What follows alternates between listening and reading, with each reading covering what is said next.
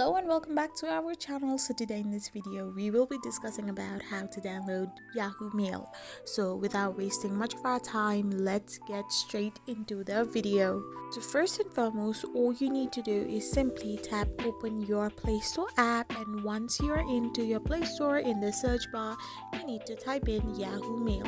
After you do so, you will end up in this kind of interface where you need to tap on Yahoo Mail, organized email, and hit the install button.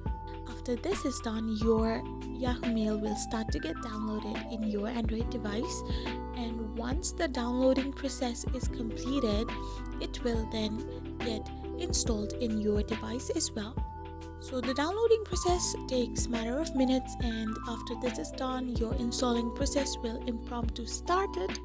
Then once the installation is also completed, you can simply open your Yahoo Mail on your Android device through your home screen or through your Play Store. I hope you found this video helpful, so don't forget to hit that subscribe button and to give us a thumbs up. We will be back again with these informative videos. Thank you for watching.